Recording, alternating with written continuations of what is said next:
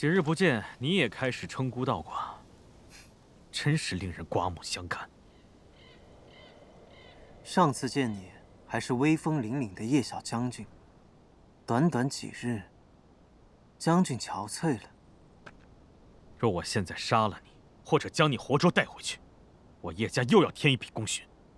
那你大可试试，看看究竟是会平步青云，还是圣王会忌惮你功高震主。后事凶吉不妨再论。我今日斩了你，倒是为天下除害无疑。叶青羽，孤也是在圣国为治多年，圣王生性多疑猜忌，你我都十分清楚。叶家早已是危如累卵了。雷霆雨露，俱是君恩。我叶家是圣国子民，不是你一两句话就能挑唆的。的确，叶家的一切本就是拜他所赐。若只是叶家受了些委屈，你叶青羽不是不能忍受。可是这天下有多少百姓如同在叶府为婿时的我一般，一无所有，只能任人摆布。圣王根本不在乎他们的死活。若叶家只满足于安享君恩，任由这庸懦短视之人继续胡闹下去，天下百姓的生活只会更加困苦艰辛。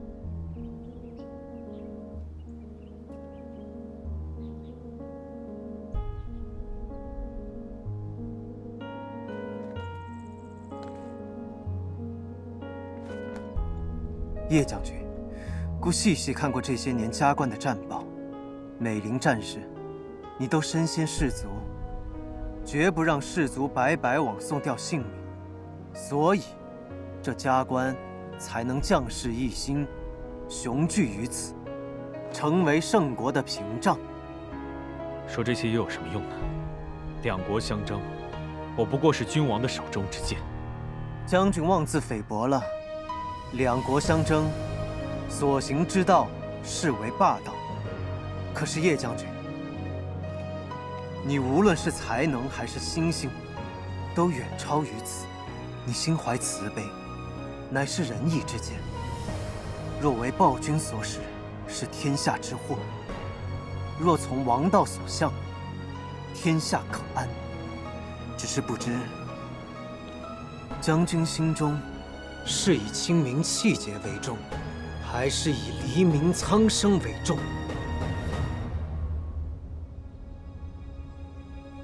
只希望天下再无烽烟，有朝一日能够重归一统。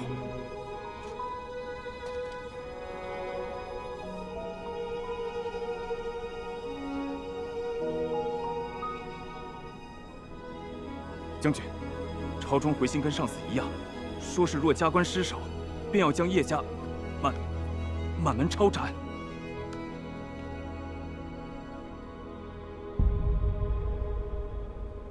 这是高祖赐予叶家的玉佩，也代表叶氏家督之位代代相传。今天，爹把它交到你的手里，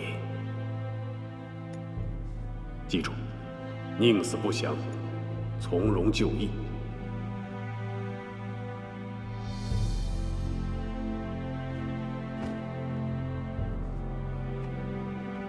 若不是你早会从影，锋芒实在无法敛藏。爹真希望你，就像你大哥一样，在家里吃吃喝喝，做个凡夫俗子，了此一生，多好！何必非要做什么少年英雄呢？爹，大哥能做富贵闲人，那是他的福分。我现在既担了家督的名义，那么叶家的事，我便会扛在肩上。大圣之事，天下之事亦是如此。君子当仁不让。我绝对不会吝惜自己。你呀，就知道逞英雄，还是受到的搓磨太少了。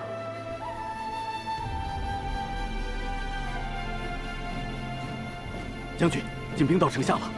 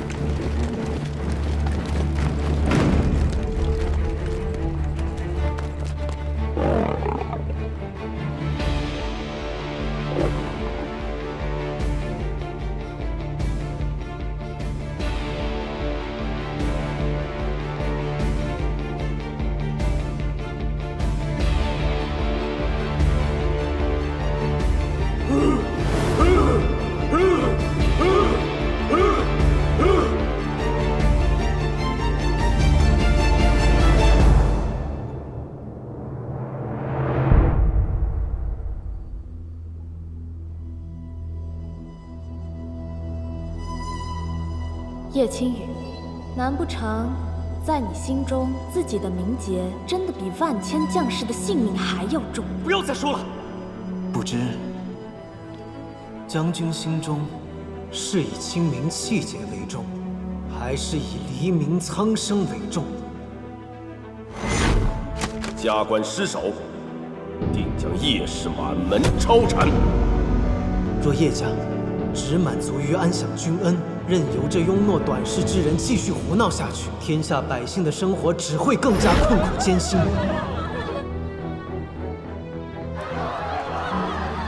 我为加官守将，受朝廷俸禄，自当尽心竭力守住圣国江山。但从心底，只希望天下再无烽烟，有朝一日能够重归一统。孤要做的是一统天下，结束战祸。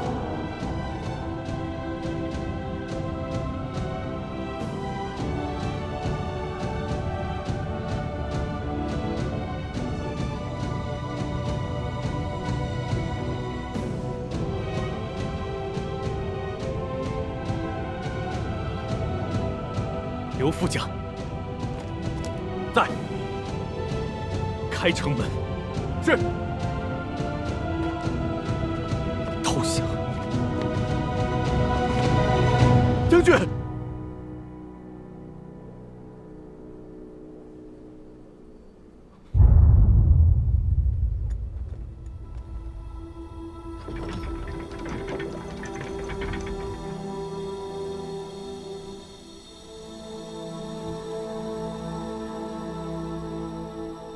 父亲，对不起，青羽不忠不孝，但求对得起天下苍生。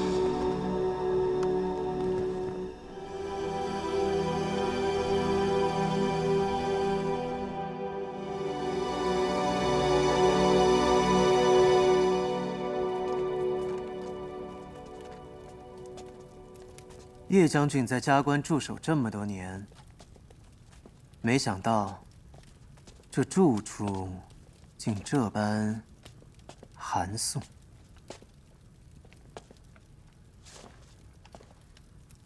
圣王生性多疑嗜杀，待收到军情，多半会株连你的家人。孤已经派人去圣都将你的家人接来，不日即可抵达景国。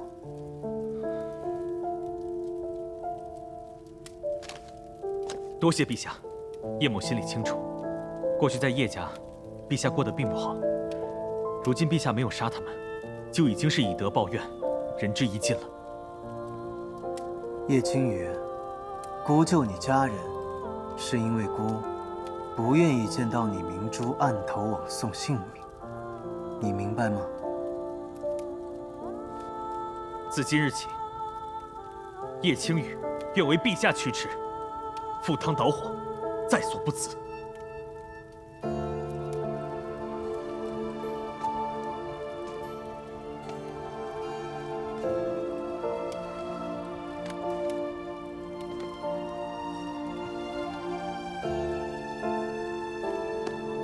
叶将军，你愿意让孤做执剑之人，是孤之幸事。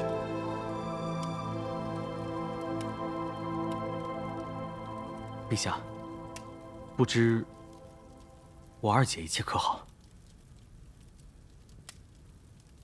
孤怎么会知道？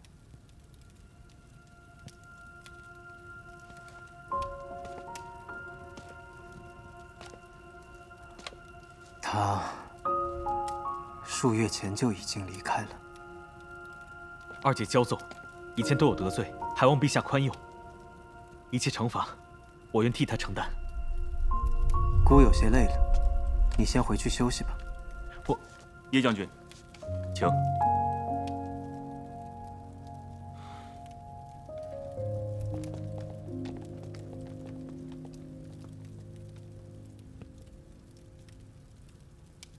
叶惜乌，你到底去了何处？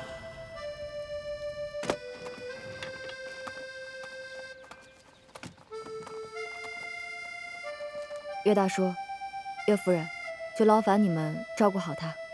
姑娘放心，我们一直没有孩子，会把她当成亲生女儿对待。傅牙身世可怜，安全起见，还是给她改个名字吧。这孩子既然跟了你们，也该换个姓名，好好生活。哎，我们都是庄稼人，姑娘一看就知书达理，不如就由您来取吧。对，姑娘给取吧。那就叫月牙吧，春日在天涯的涯。月牙，好名字，这名字好。这孩子笑起来啊，眼睛啊还真像弯弯的月牙。傅牙，来，快去。傅牙，你喜欢这儿吗？喜欢。从今往后你就叫月牙了，岳傅牙这个名字你只能记在心里，听明白了吗？若你来日想学法术，就拿着这封信去长泽山衡阳宗，记住哦，衡阳宗。衡阳宗，我记住了。希望有一日我们能再遇见。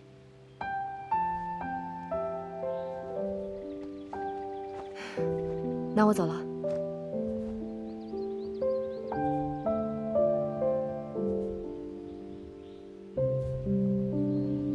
姐姐，再见。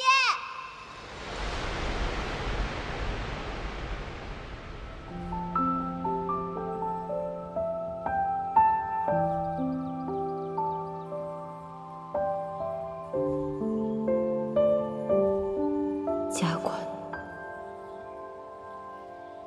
好啊！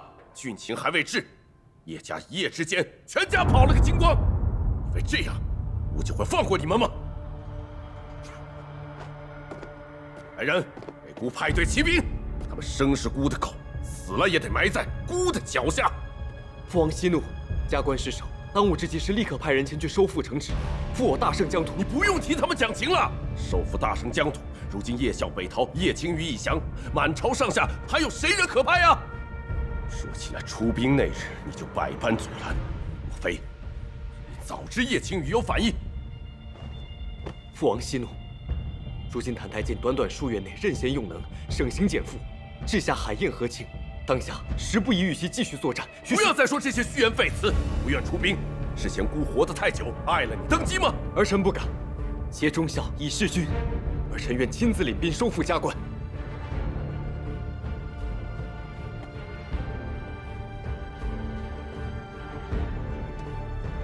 准。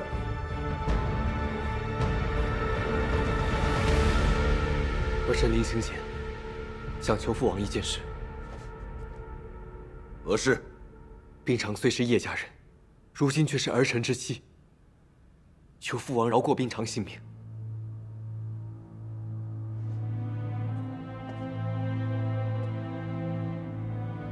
好吧，既然你如此重情重义，姑便饶他不死。谢父王，儿臣定岛峰饮血，不死不退。你怎么不和叶宵、叶青羽去景国，留在我们上都市上做奸细吧？叶家满门忠烈，真是笑话！不招人想，简直不耻！亏我以前还喝过他吃的粥，真是恶心！呸！呸！给我走！叶氏皇土，东北的都全是我可对！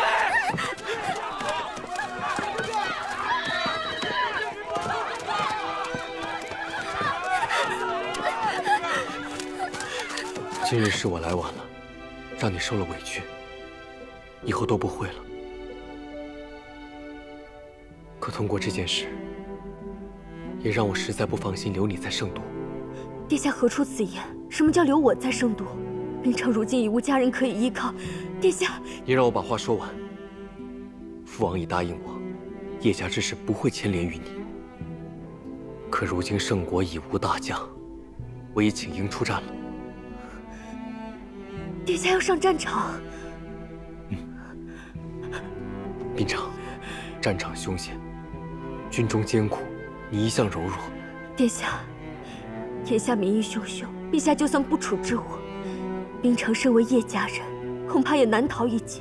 冰常死不足惜，可我怕我走了之后，殿下身边再无提己之人照顾。即便是死，我也想死在殿下身边。殿下，派我离开吧，我不想一个人留在圣都。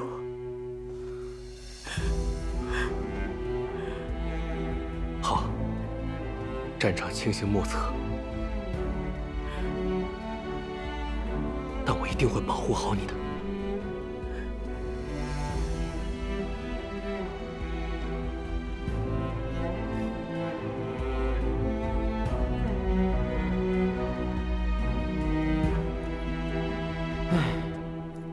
与叶将军在京中饮茶的情形犹在眼前，怎么会变成这样？真是世事无常。两国交战，受苦的还是黎民百姓。若有得选，我宁愿……小师叔，你本是方外之人，这种两国争霸的俗事，你大可置身事外。不如你回不罩山吧。两国纷争是俗事。可情谊不是。你要策马疆场，用性命冒险，我便没有不去的道理。否则，回去师兄弟们问起来，我可没脸。再说，俗世间的历练，本就是一场修行。之前听他们说逍遥宗的宗训是多管闲事，我还一笑置之。如今看来啊，这是真的。撤！撤！撤！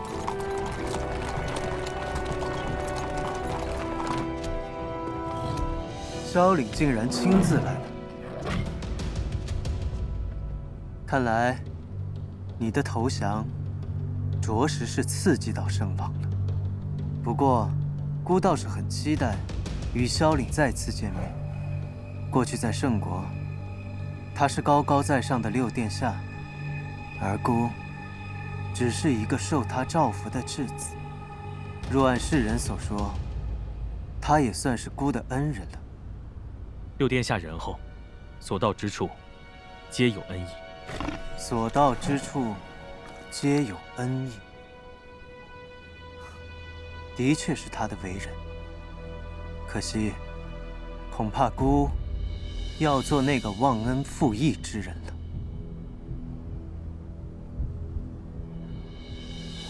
这畜生，整日只知吃喝瞌睡。若是想凭他们就拿下圣国，恐怕还得耗上些时日。天然，你再去替孤找找看，看看哪里还有更厉害的妖兽。这方圆百里内有名有姓的妖兽都被你收了，还是什么呀？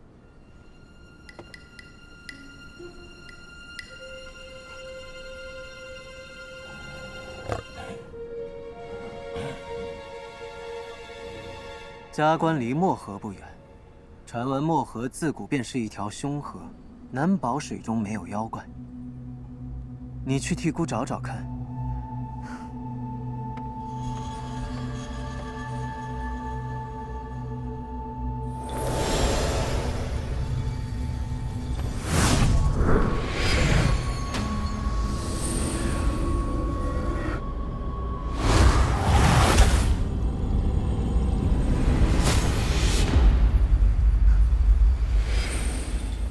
漠河深处，当真沉睡着一只万年大妖。立刻召集国中术士，前往漠河。我跟你说啊，若不是叶小将军弃城投降，朝中无人可用，又怎么会轮到宣称王亲自带兵呢？听说宣称王青羽一向最是赤胆忠心，怎么会突然投降？那还有今天收复这……到底发生了什么？嗨，这景国国君以前是质子，圣王不就是见不得这质子，现在都快骑到他头上来了吗？这才要打仗，叶老将军重伤，叶小将军投降，圣国国运尽了呀！若不是圣王立令之婚，咱们怎么会过这种苦日子？哎，管他呢，皇帝姓上跟咱们有什么关系？景国也没什么不好。哎，听说他们军队驻扎在漠河，对战俘流民都很优待呢。二位兄台，劳烦问一下，你们所说的景国军队具体驻扎在哪里啊？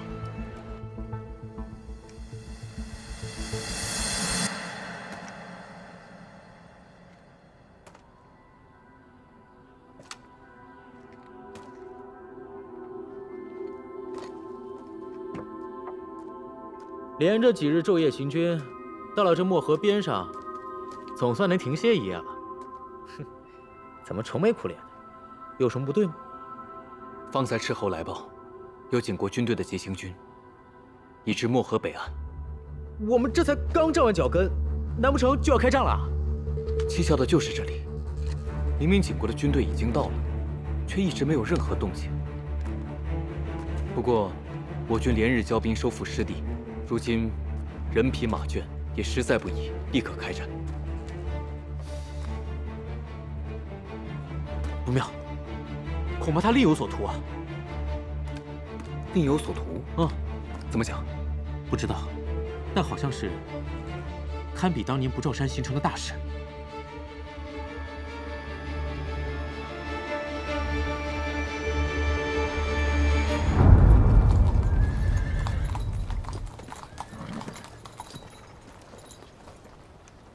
诸位远道而来，辛苦了，先准备起来吧。今日之事不容有失。是。我还有巡视的任务，烦请叶将军带他们回营吧。走吧。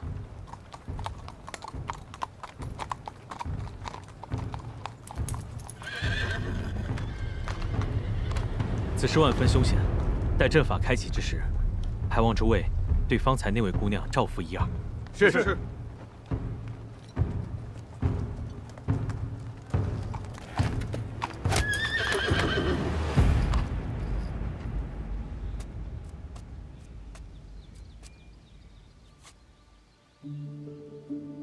青羽，好久不见。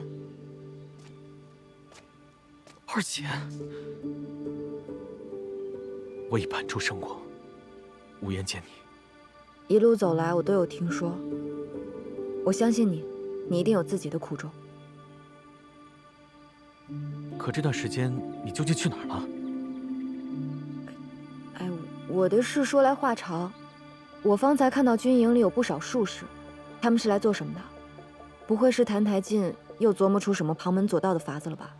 被你说中了。景王让翩然帮他唤醒沉睡在漠河水底的一只大妖，招入麾下。军中已经在准备祭河仪式了。这么说，翩然也在他麾下。澹台烬一旦成功，后果不堪设想，得想个办法。二姐，祭河仪式什么时候开始？明日日出。殿下，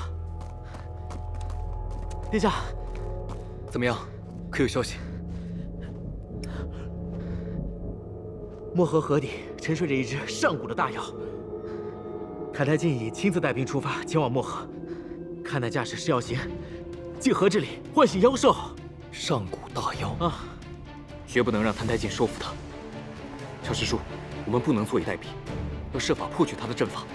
现在这个形势，兵马是派不上用场了，反而会打草惊蛇，只能你与我前行而入，速战速决了。我们走。殿下，我杯子还没放呢。已经后半夜了，殿下是要去哪？为何人也不带，还行色匆匆？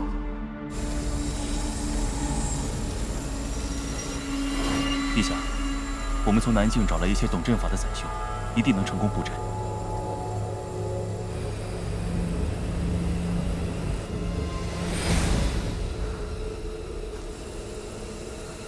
陛下，我已设下法阵，日出之时，河水必分，踏水而下，便能见到那妖兽。好。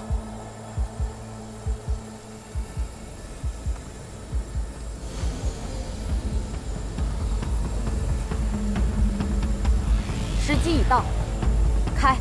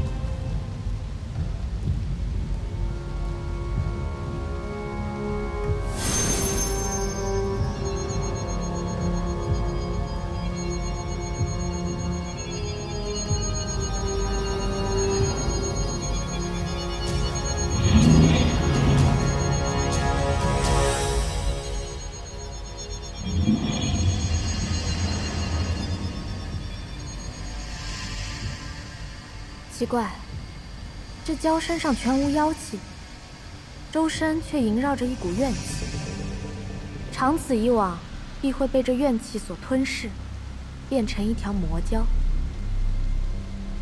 如此岂不是更好？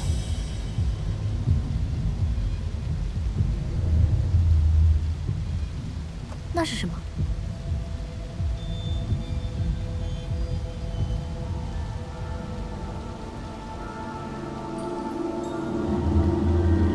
一个破河蚌壳子。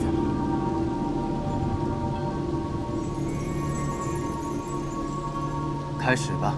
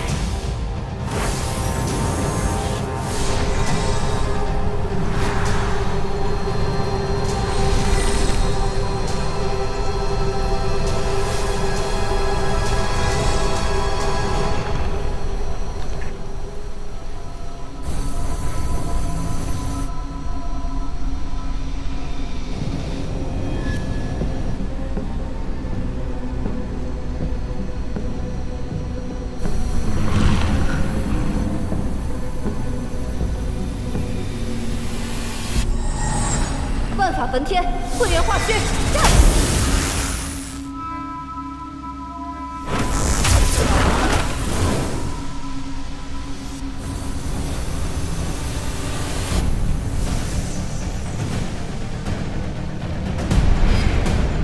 天然，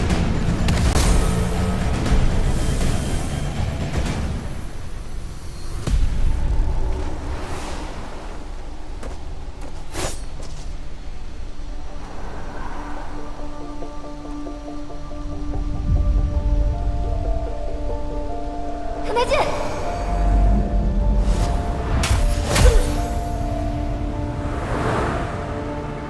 他去寻找叶希雾的手下汇报，至今未找到二小姐。继续找。活要见人，死要见尸。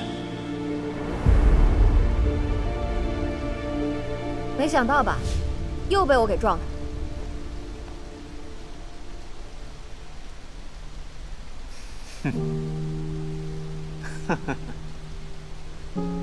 上次你不辞而别，现在回来，竟是要和我作对。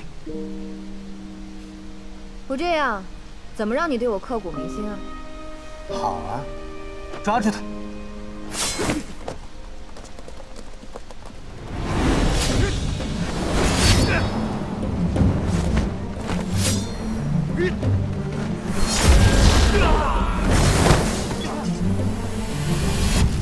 二小姐，你没事吧？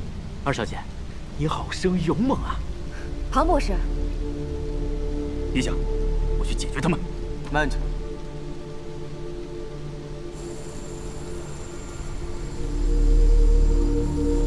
小李，真是许久未见。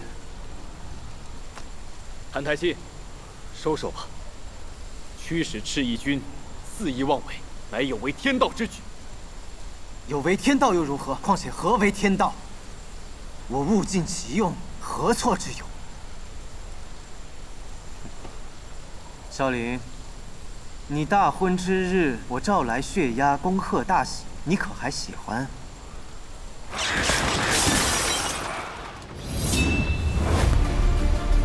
小魔神，怎么样？为何要这么做？只不过我想报复的人，碰巧在那日都聚齐了而已。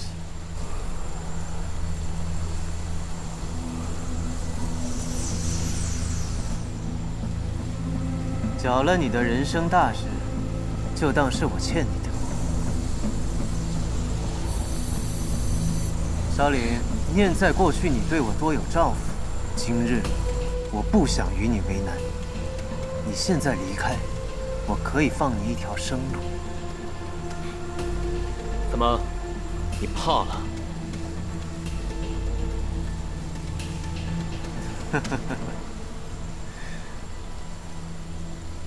萧凛，你知道吗？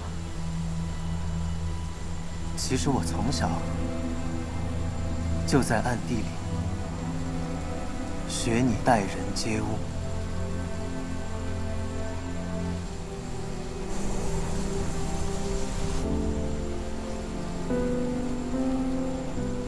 可惜你学的并不像。没错，你我本就有着天壤之别，但是却有一处是相似的。你知道是什么吗？谭台烬，你到底想说什么？你尊贵人善，但是你的兄弟却并不喜欢你，想要取你而代之。而我卑微凉薄，我的兄弟也想置我于死地。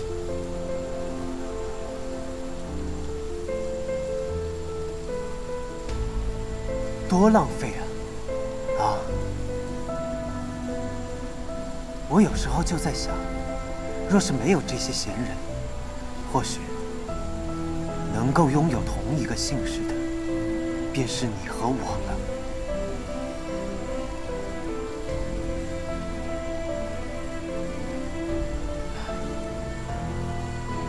可惜啊，命中注定，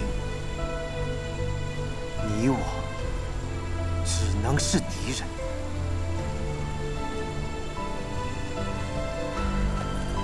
你说的没错，所以我今日一定要阻止你。那就来吧，全杀了！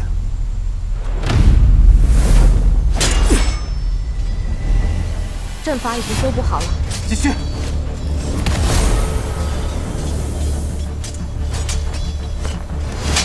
我们中计了，他刚才是在拖延时间。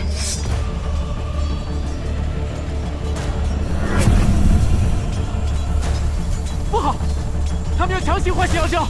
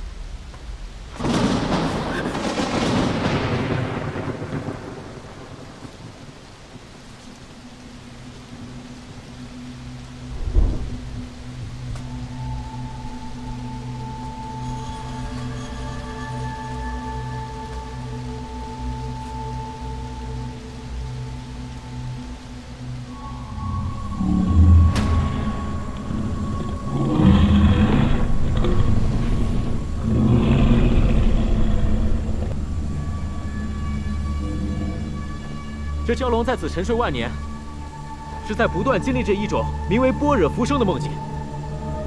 哎呀，所谓般若浮生，就是通过梦境回到过去的记忆当中，把所有的悲喜重新经历一遍，然后不断循环，令人不能自拔。所以这1万年，他一直在梦里活着。他的眼睛是怎么了？一念成神，一念成魔，这可能就是长期沉睡的缘由。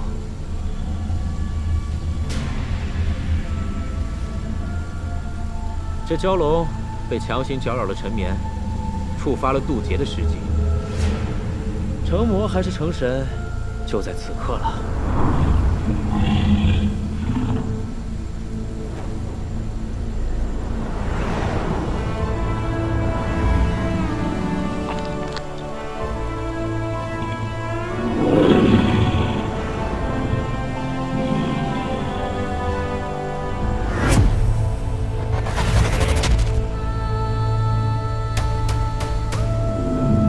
小魔神有点不对劲，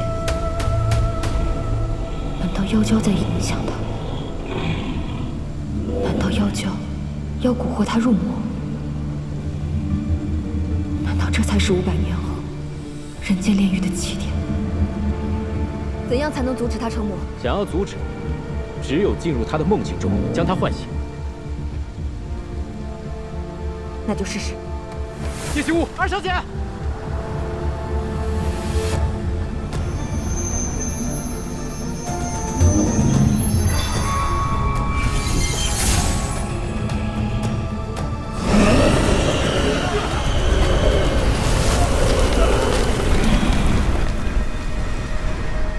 你进去那么快干什么呀？我话还没有说完呢。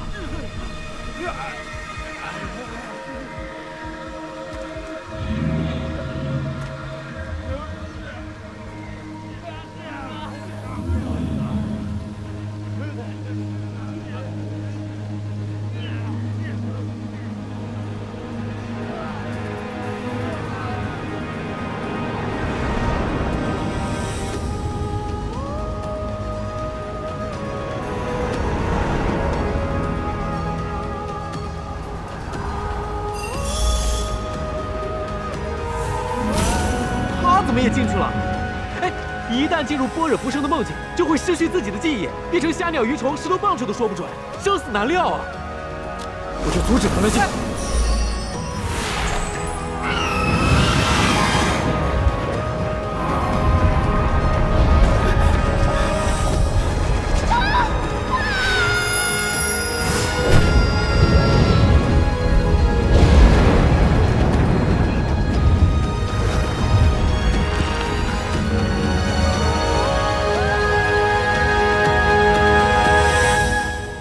陛下就这么进去了，会不会有危险？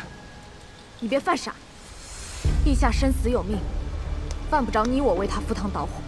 姑娘通透，说的甚是。咱们以和为贵，以和为贵啊。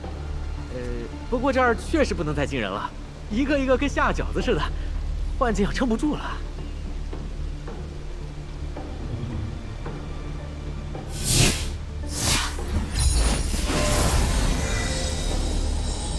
陛下现在进了般若浮生，你我动起手来就是投鼠忌器。老实待着吧。你们3个对1个，一定要赢了谭台烬啊！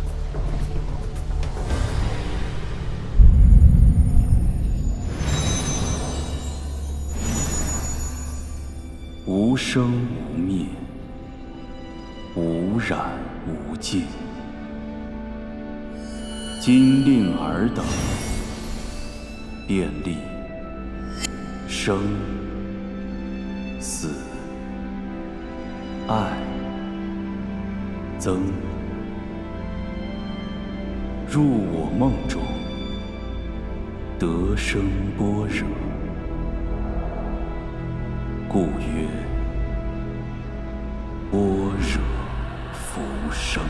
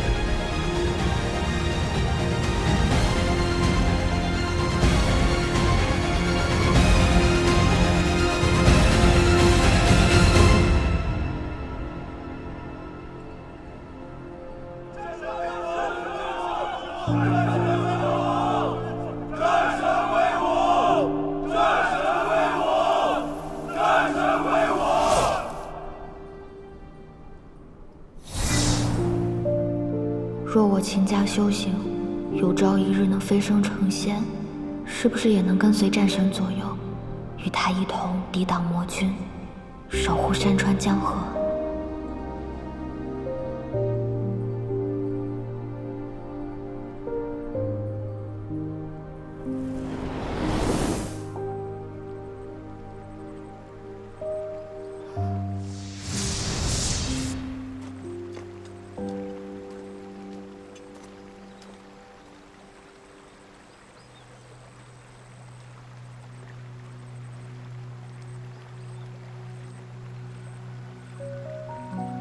阿九，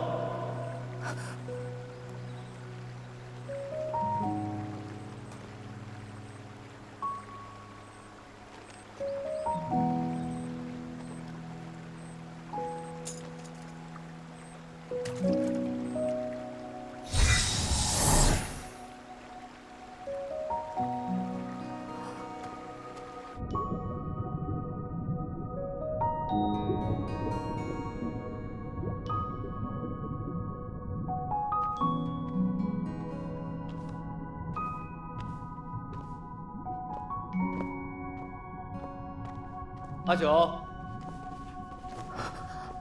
你又跑到哪里去了？方才找不到你，父王担心的很。阿兄，我才出来了一小会儿。你这几日啊，要乖乖待在家里，不许出门。外面神魔二军厮杀的正紧，等过了这段时间啊，阿兄再带你出门透气。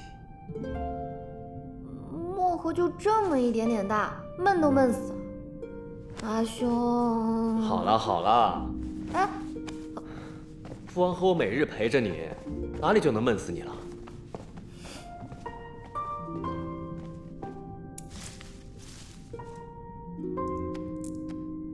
哎呀，外面这仗打了好几日了，魔军还没有跨过漠河吗？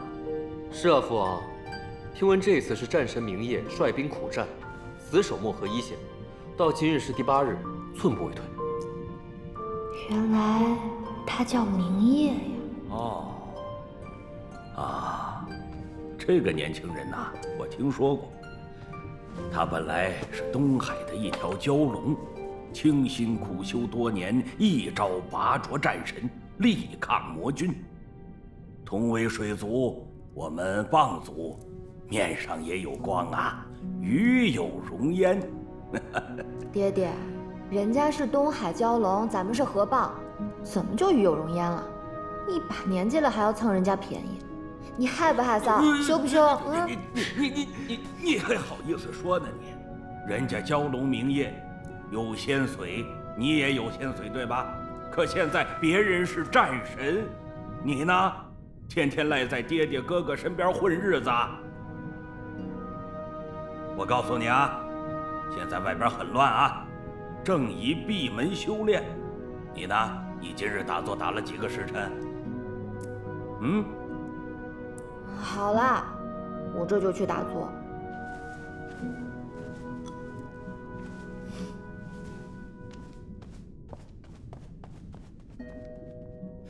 你说这丫头最近是怎么了？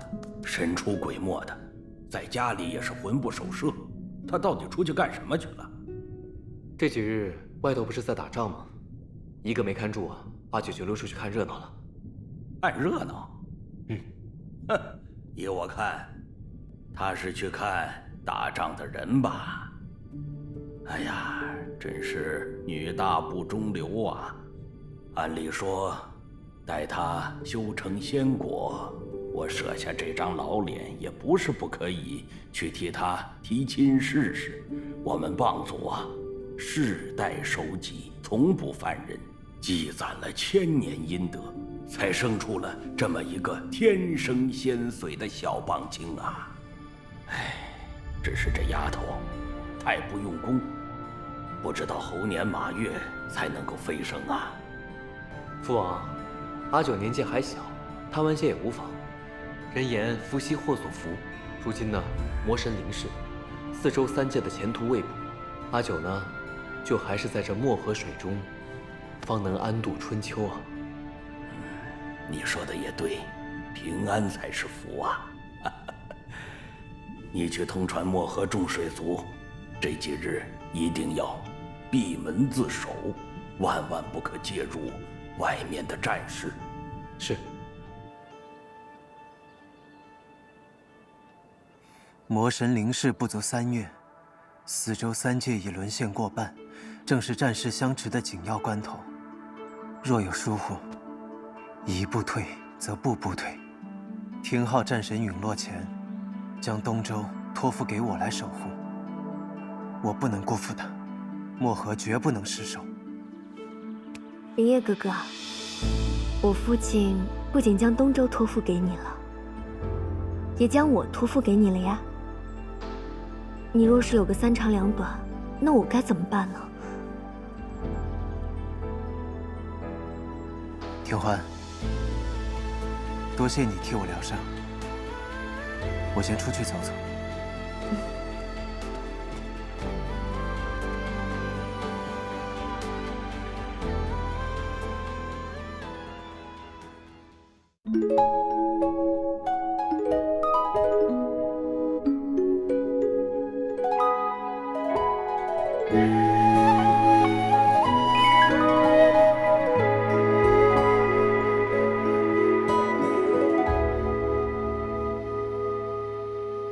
繁星时，抬眸间，忽然月上缺。红尘时，花散间，大雪零落的眼。侧影时，随云时，怀抱一只蝴蝶。不得失浊水里，把回忆洗一遍，从此不相见。我见过软语开过的花，也算到说梦话。心思盘踞，却已随无碍，已保有无尽的后怕。经10000千时光走马，独行过一瞬悲哀呀。